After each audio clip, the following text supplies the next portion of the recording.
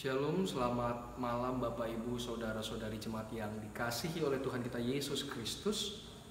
Pembacaan kita dari 2 Korintus 12 ayat 1 sampai 15 tadi menggambarkan mengenai Paulus yang ingin mengingatkan, menegur, bahkan menasihatkan kembali jemaat Tuhan yang ada di kota Korintus. Mari kita lihat di ayat 11 bahwa Paulus menegur jemaat dengan cara merendahkan dirinya untuk menyadarkan mereka. Mereka yang apa? Mereka yang telah dipengaruhi dan dirusak oleh kebodohan orang lain. Maksudnya di sini adalah oleh para rasul-rasul palsu yang membujuk mereka agar menolak Paulus sebagai seorang rasul.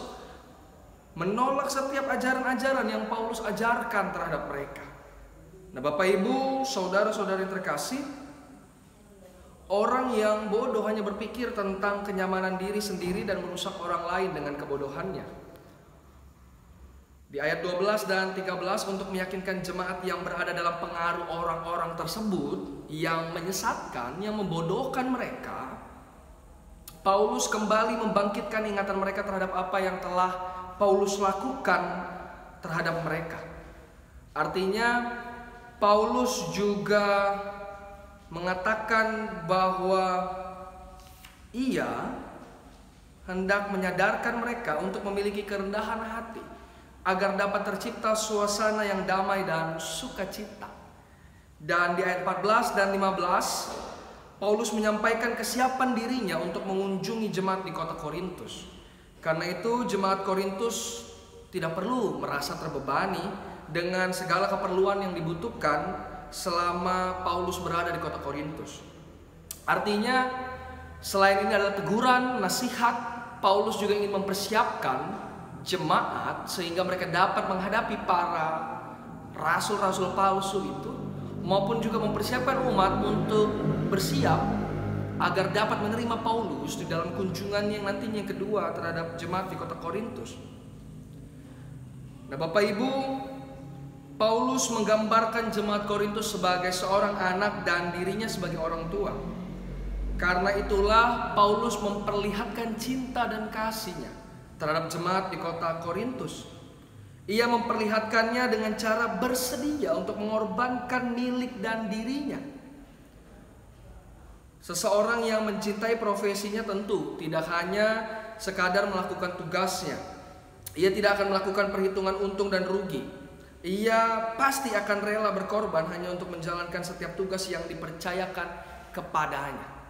Nah, di dalam pembacaan kita, Bapak Ibu, saudara-saudari jemaat yang dikasihi oleh Tuhan kita Yesus Kristus, 2 Korintus 12 ayat 11 sampai 15 ini menjadikan Paulus sebagai role model yang mau mengorbankan dirinya. Disinilah kita di dalam tema perenungan kita pada malam hari ini. Kita ingin belajar untuk menjadi anak-anak Tuhan, umat-umat Allah yang menjalani kehidupan, pekerjaan, tugas dan tanggung jawab, bahkan pelayanannya dengan penuh tanggung jawab, tapi juga mau mengorbankan. Mengorbankan apa? Mengorbankan diri, hati, pikiran, segala hal di tengah-tengah setiap hal yang kita kerjakan, terkhusus pelayanan kita. Artinya ketika kita mengorbankan segala sesuatu, kita menuangkan hati dan perasaan kita terhadap apa yang kita kerjakan itu. Sejak semula Bapak Ibu saudara-saudari jemaat yang dikasihi oleh Tuhan kita Yesus Kristus, Allah menciptakan manusia dan Allah memberikan tugas dan tanggung jawab kepada manusia. Artinya setiap orang memiliki pemahamannya sendiri dalam memaknai setiap tugas yang dipercayakan kepadanya. Karena itu di dalam kehidupan ini ada orang yang sangat bertanggung jawab, tetapi ada juga yang tidak. Ada orang yang bersyukur atas setiap hal yang dipercayakan baginya, tapi ada juga yang mempermainkannya. Nah, Paulus mengajak dan mengingatkan kita bahwa menjadi seorang pengikut Kristus, bahkan seorang pelayan, adalah memiliki kerendahan hati tentu saja. Tapi terlebih dahulu ia harus mengorbankan hidupnya. Artinya mengorbankan itu mau memberikan yang terbaik. Tidak memikirkan kepentingan, kenyamanan, apa yang ia inginkan, tapi apa yang Tuhan inginkan. Apa yang dibutuhkan di dalam pekerjaan atau pelayanan itu. Makanya ketika kita hendak merenungkan tema perenungan di dalam ibadah keluarga Rabu 15 September 2021 ini, Bapak Ibu saudara-saudari jemaat yang terkasih, kita diajak untuk mari mengingat kembali bahwa kita memiliki tugas panggilan lahiriah, batiniah. Lahiriah bahwa setiap orang percaya, setiap anak-anak Allah memiliki tugas dan tanggung jawab mengambil bagian di dalam mewartakan, mempersaksikan kasih Allah, kabar keselamatan. Dan panggilan batiniah adalah para pelayan yang dipakai oleh Tuhan, baik di tengah-tengah persekutuan jemaat melalui para presbiter, pendeta, diaken, penatua, pengurus pelayan pelekat, ada komisi-komisi, tapi juga di tengah-tengah setiap bidang keprofesian kita, melayani Tuhan dengan melayani sesama. Artinya kita diajak untuk mari menjadi orang-orang yang mengorbankan hati pikiran kita, menuangkan segala sesuatu terhadap apa yang kita kerjakan. Artinya ketika kita mau menjadi orang-orang yang berkorban hati, berkorban pikiran, perasaan, waktu, tenaga, kita akan menjadi orang-orang yang tidak memperhitungkan untung dan rugi. Orang yang tidak siap berkorban pasti dia akan pikir-pikir, apa untungnya saya melayani Tuhan? Apa untungnya saya jadi pengikut Kristus? Apa untungnya saya berbuat baik? Apa untungnya saya begini dan begitu? Apa untungnya saya menolong dia? Apa untungnya dan lain sebagainya?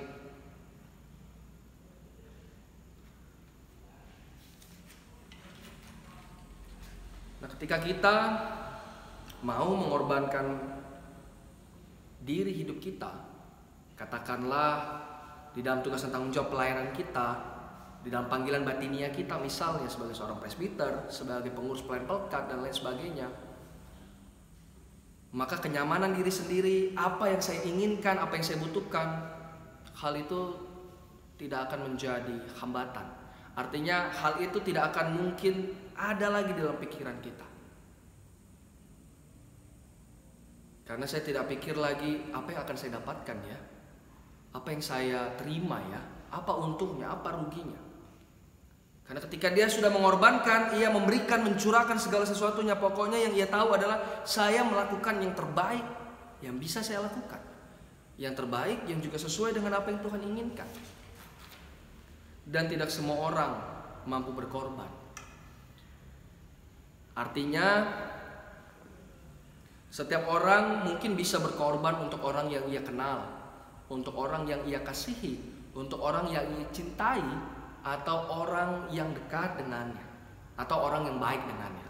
Tapi bagaimana ia mau berkorban untuk orang yang mungkin tidak ia kenal, yang mungkin ia benci, atau mungkin pernah menyakiti hatinya,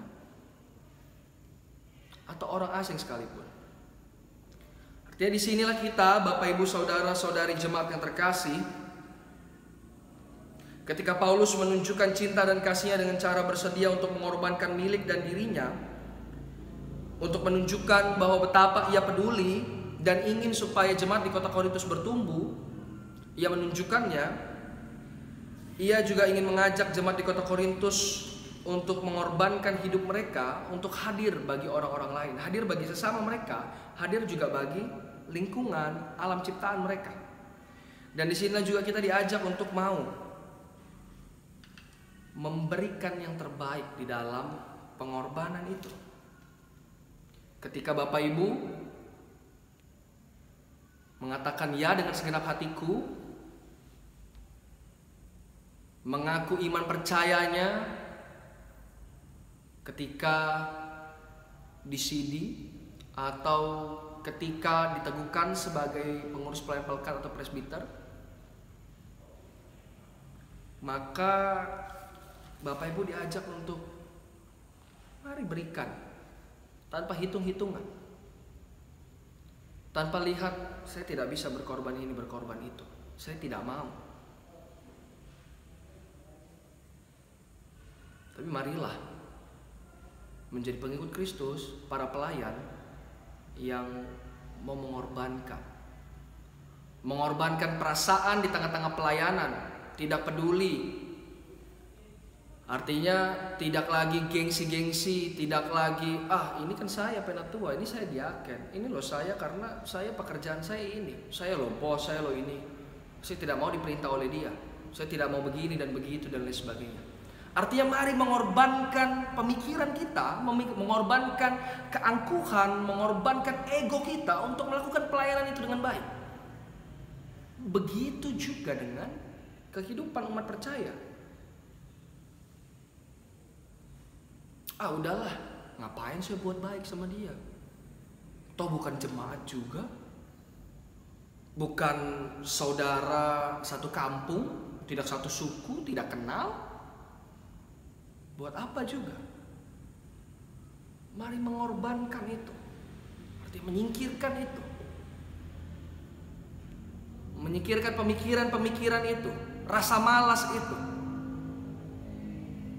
rasa tidak suka dan lain sebagainya, sehingga kita dapat menjalani hal-hal tersebut dengan betul-betul, dengan baik, dengan bertanggung jawab tentunya. Selamat merenungkan kebenaran firman Tuhan di minggu ke-16 sesudah Pentakosta ini, bahkan di hari Rabu 15 September 2021, sehingga kita tidak menjadi orang-orang yang tersandung oleh apa yang tidak bisa kita korbankan. Tuhan memberkati, Tuhan pula yang memampukan setiap kita untuk memahami, memaknai dan melakukan kebenaran firman Tuhan dalam kehidupan kita hari lepas hari. Amin untuk firman.